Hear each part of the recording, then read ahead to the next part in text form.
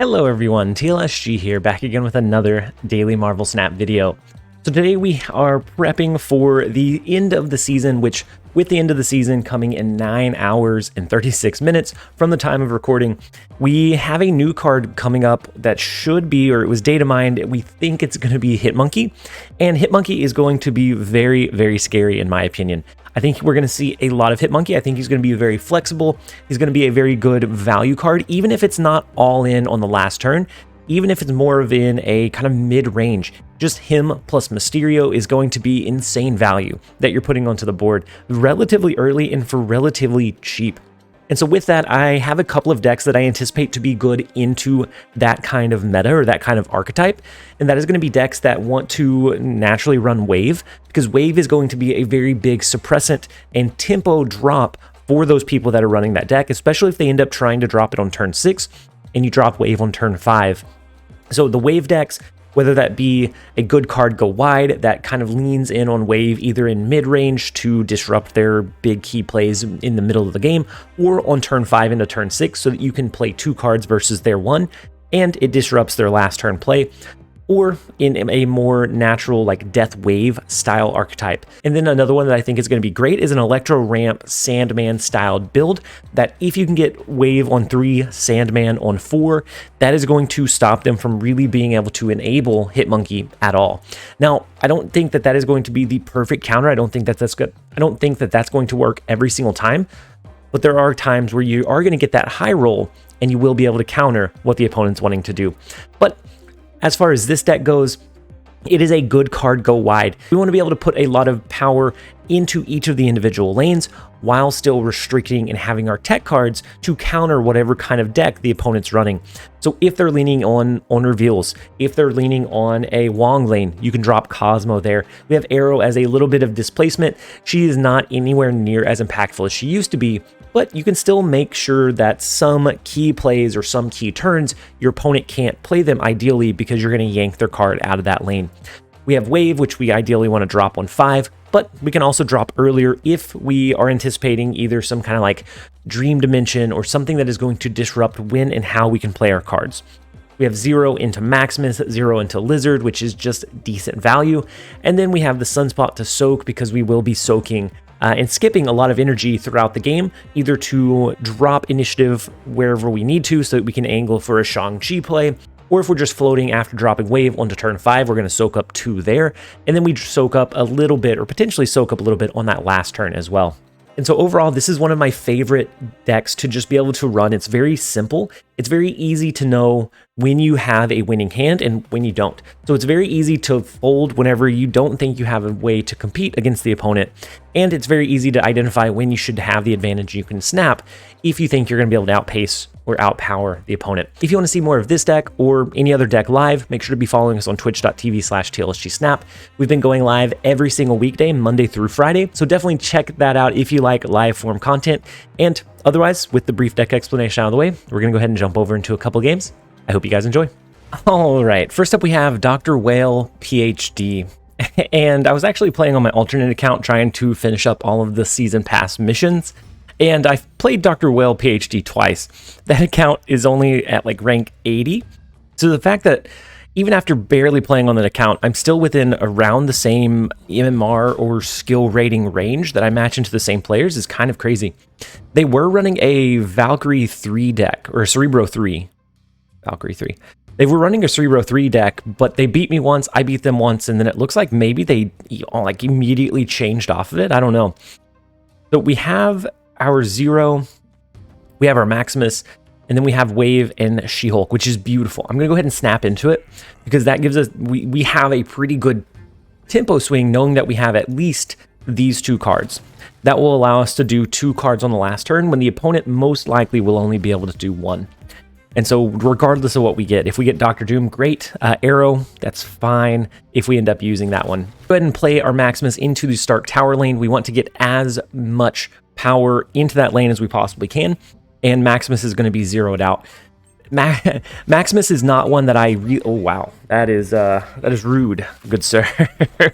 So he went with the Spider-Man lockdown in the Avengers compound lane, so now we can't play this turn. So very fortunate location for him for having a Spider-Man, or them for having a Spider-Man lockdown card built into their deck. So we're gonna go ahead and skip. Unfortunately, we're not gonna be able to do the wave, so we can't guarantee that we can outpace or outpower. Wow, into a Doc. I'm so confused. Good sir. So they restricted what we could do and then just went ahead and said, you know what, you can play all 4 cards instead. I'm so confused by the Spider-Man into Doc Ock. This could be a Galactus deck, and if so, then Galactus on 5 is never the ideal. Super strange. We'll take it. We will go ahead and take it. Let's go ahead and jump over into the next one. All right, next up we have IKZ Ab. The first location is Kunlun. I guess next up? Did I say first up? I don't know. It's been a while, guys. I'm rusty. So we have Iceman. We're going to go ahead and disrupt their curve a touch. And then depending on what they play, we might look to angle a Cosmo. So Angela could be Sarah Tech, could be a bounce style deck. Ooh, wow. And then Project Pegasus is kind of wild. I mean... let's go ahead and do Dr. Doom. We don't get very many opportunities to do an early Doom. We're gonna do Dr. Doom, Blizzard. We're gonna copy the Dr. Doom. If we happen to draw a wave, then we can use that to disrupt them towards the end. If they are running a bounce deck, then having a whole lot of extra energy doesn't help them all that much. And so let's see what they play. If this is bounce, then we want to angle our Cosmo in a way to, ooh no, so the Psylocke and Mr. Negative. Interesting. Not what I thought. Angela, so it's like a negative serotonin list. So an inverted Iron Man is going to be awfully impressive here. Like I don't know how or if we beat a negative an inverted Iron Man that's played 2 times onto the board along with the Mystique. Nah, we're good. We're going to jump out of here. It's one of those that we don't have anything to restrict or prohibit like that high roll. And if they had a really good inverted card into the cloning vats, they hit their Mr. Negative right on curve. Like they hit it on 2. We can't compete with that. We're going to jump out. We'll rinse and repeat. All right, next up we have Rastlin 86. And we actually just played against them and they just dropped the hammer.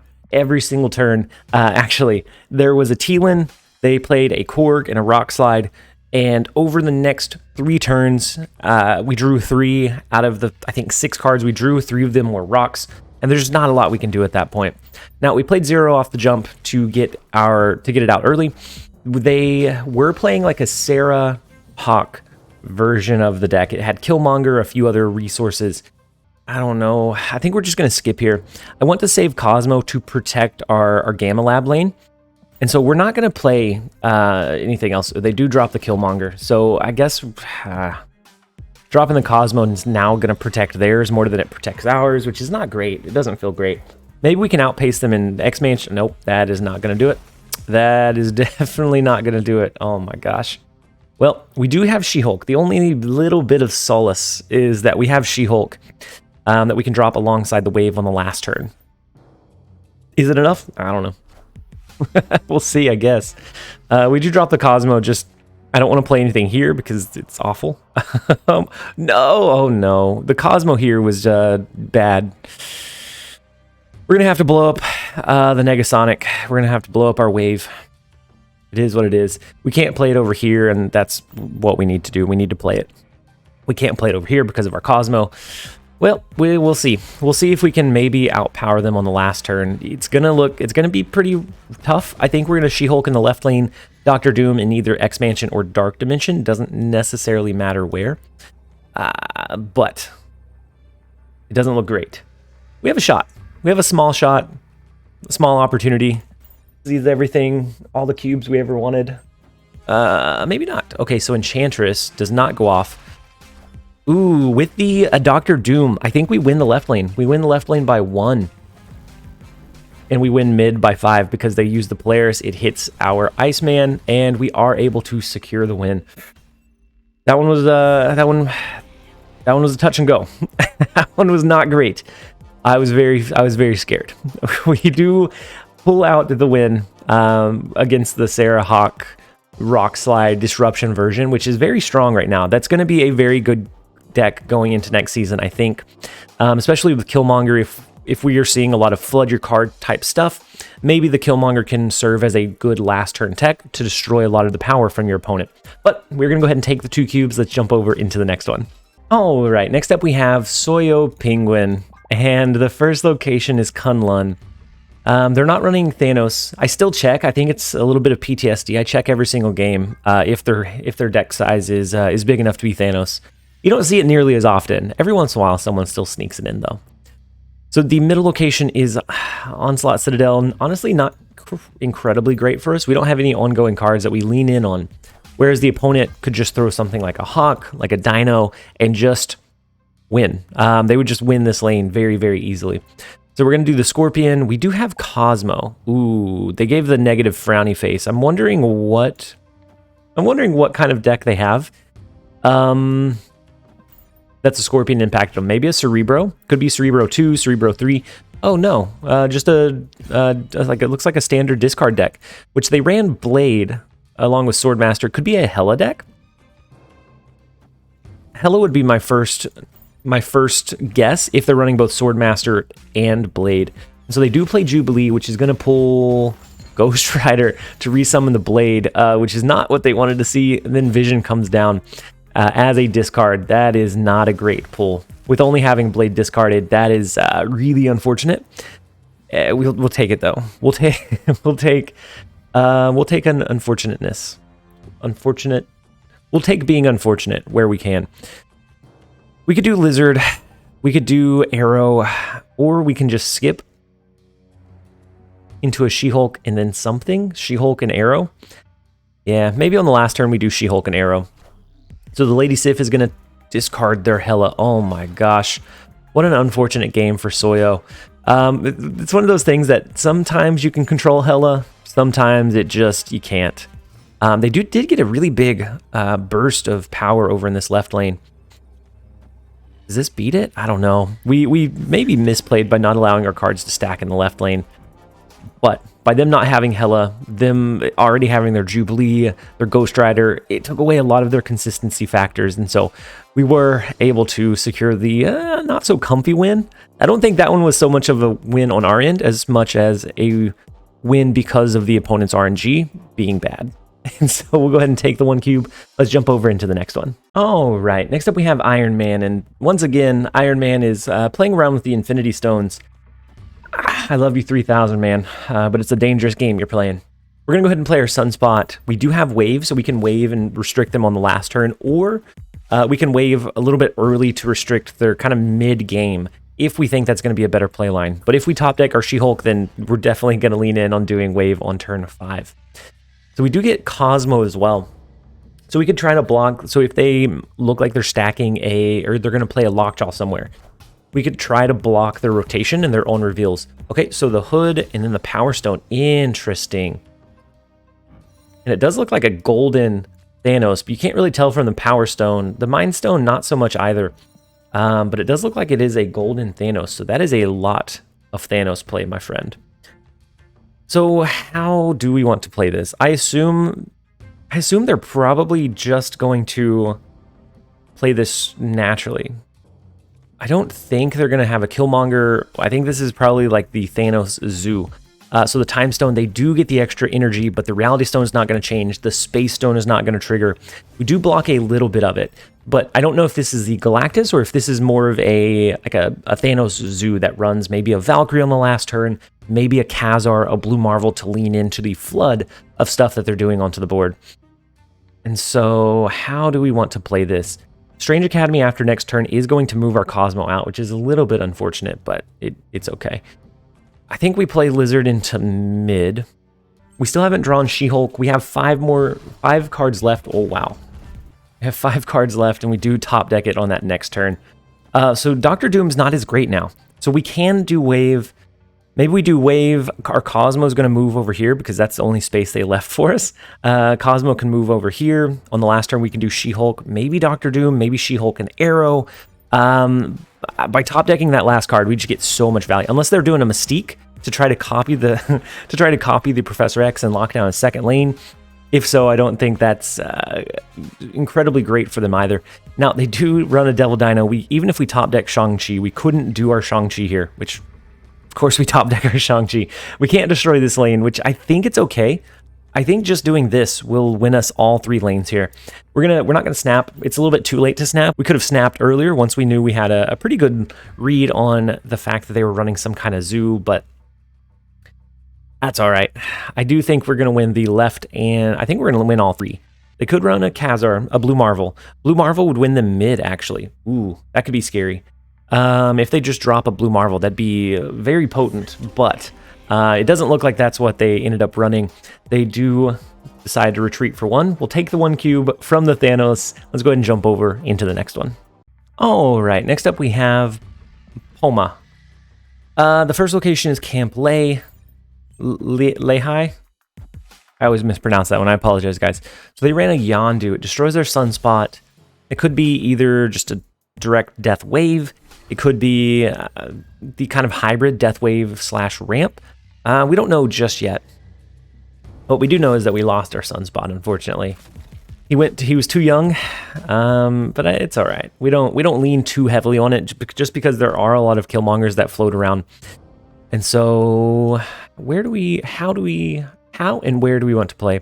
I think we're going to drop Cosmo in the right lane. I don't think it's going to block any on reveals. Maybe it does. Ooh, wow. It does. We'll take it.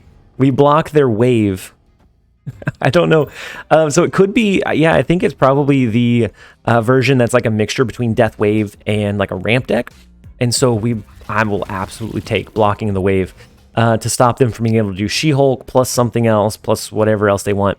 Now, here we're in a tricky spot. We know that they wanted to wave before. We don't really have any of our great cards to be enabled by wave. So is it worthwhile to wave? I don't know. That's going to be one of our best, our highest power plays. But is it one of our highest impact plays? Is it going to position us in the best chance to win? I don't know what's right. We're going to do wave though. We'll see. We'll see what's going to be best here. We'll see if it's the right decision. Oh wow, the Spider-Man comes down in mid. Not what I was expecting at all. And then we top deck Iceman. So our 2 cards that we wanted are the last 2. Had we hit She-Hulk, perfect. Had we hit Doctor Doom, that's not as perfect, but it's fine. Oof, big oof. We're gonna try Hail Mary. We're gonna do Aero. They did use 4 energy, so they most likely can't do 2 cards here. We're just gonna hope that this is not bigger than our lane. We got very lucky. It came down to assuming they couldn't beat 16 power in 1 lane. We'll take it. Again, not comfy. Not a comfy win, but it still finds a way to win. So it's never like you're just blowing them away with power, but you're restricting in a lot of play, a lot of power, a lot of potential, and still putting up decent numbers on the board at the same time. And so we will absolutely take it. With that one, we are going to go ahead and end the video. That none of those were just insane wins. They were all just okay wins. But when I look at how many games that I played, when I sat down for recording, we played 8 games. We lost 3. 1 was a retreat to a Mr. Negative. 1 was a District X game, which was very, very close. But they dropped a sneaky leader on us on the last turn and absolutely blasted us away. And then the 3rd one was a Hawk Sarah tech deck. And we lost that one. We retreated all of those for low cubes, except for the one with District X I actually lost 4 on. Otherwise, we retreated for 1 because it's very easy to assess where you stand with this deck. And so over just the recording sample size, we have a 62.5% win rate. Whenever I scale that out, it hovers right around 58 to 60 for me. And I've played this one for about 40 games across 2 different accounts. So this is actually the list that I used to climb on my alternate account. We're in the mid to low 80s right now, just from casually completing the daily missions and completing the season pass missions. I think this deck is poised to be very good going into next season when people are going to start wanting to run bounce decks or flood decks with their Hitmonkey. If you can identify that, if you drop wave on the turn before they flood their cards. So if it's a greedy one, they're doing it on the last turn, wave on 5 is going to be phenomenal. If it's more of a mid-range one and you can kind of anticipate, or maybe a lane is going to become locked down after a certain point, using wave early may be a way to restrict them from doing their big powerful plays as well. And so overall, the list runs incredibly well. This is one of my favorite, like, good card, go wide style decks that allows you to have a lot of impact, a lot of counter plays, and you can tweak it to what you need to depending on what you're seeing in the meta. And so I hope that you guys enjoyed the video. If you did, make sure to give it a like and a comment down below. And as always, this has been TLSG. Later, guys.